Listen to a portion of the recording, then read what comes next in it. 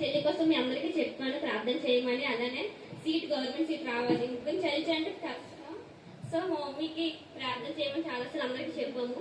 అలానే మా చెల్లికి గవర్నమెంట్ సీట్ వచ్చింది కానీ బొబ్బిల్లో వచ్చింది, చాలా దూరం. సో పంపించడానికి చాలా కష్టం. వెళ్ళారు చూసారు కానీ పంపించలేకపోయారు. అలానే మేము ప్రార్థన చేసి అందరి లైఫ్ లో ఒక్కొక్క మిరాకిల్ జరిగింది. దేవుడు నా లైఫ్ లో ఒక మిరాకిల్ చేయాలని చెప్పి ఒక 2 times కలిసి ప్రార్థన చేస్తాం. ఎన్నిసార్లు వచ్చినా వేస్ట్.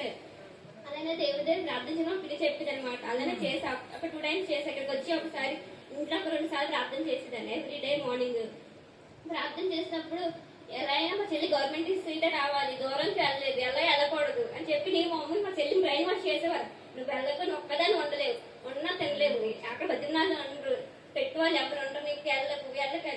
మా మమ్మీకి అరగంట జర్నీ కానీ ఎక్కువ పంపిస్తుంది మమ్మల్ని ఎక్కడికైనా, అది జాబ్ విషయాలైనా ఎడ్యుకేషన్ విషయాలైనా ఎక్కడికి పంపించరు. అలానే మా చెల్లికి ఇప్పుడు పాలిటెక్నిక్ కాలేజ్ లో నాకు నచ్చిన కాలేజ్ వైజాగ్ చాలా ఫేమస్ అంటారా, అందుకే ఆ కాలేజ్ అంటే నాకు చాలా ఇష్టం. నాకు రావాలనుకున్నా కానీ నాకు రాలేదు. సరే మా చెల్లికి నా కాలేజ్ రావాలి. ఆ కాలేజ్ ఒకే ఒకసారి చూడడానికి వెళ్ళాను. నా లైఫ్ ఎగ్జామ్ రాయడానికి వెళ్ళి వచ్చాను. అలానే మా చెల్లికి ఆ సీట్ రావాలని చెప్పి ప్రార్థన చేశాను. కానీ నేను వెళ్ళి అక్కడికి వెళ్ళి అడిగితే అక్కడ సీట్ ఖాళీ లేవు, రాదని చెప్పారు. కానీ మళ్ళీ 2 అడిగాం, అయినా సీట్ రాలేదు. మళ్ళీ ప్రార్థన చేశాం, మళ్ళీ సీట్ వచ్చి ఎలాగోలాగా మార్క్స్ స్పేస్ మీద ఇచ్చాడు సీటు. ఎలాగో వచ్చింది మా చెల్లికి. ఫాస్ట్ గా చెప్తాను ఏమనుకోకండి, అంటే మనం అందరితో మాట్లాడి అలవాటు అయిపోయి నాకు ఫాస్ట్నెస్. అలా మాట్లాడుతూ ఉంటే అట్లా అర్థమైనా అర్థం కాకుండా నాకు చెప్పడం ఇంపార్టెంట్ ఫస్ట్. ఎలా అయినా సరే మా చెల్లికి అక్కడ సీట్ వచ్చింది, ఆ కాలేజ్కి వెళ్తుంది, దాని కోసం ఒకసారి ప్రార్థన చేయండి. అంటే ముగ్గురు చదివించడం కష్టం.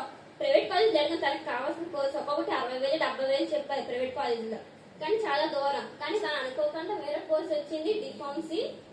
ప్రజెంట్ కాలేజ్ వెళ్తుంది. వెళ్ళి వచ్చే రాకపోతే అందరి కోసం ప్రార్థన చేయండి. అలానే ఇంకా దేవుళ్ళు ఇంకా ఎక్కువగా ఉండాలని, ఇలాంటి సాక్ష్యం ఎవరైనా చెప్పాలని ప్రార్థన చేయండి. అర్థం కాకపోతే ఇంకేం చేయలేము.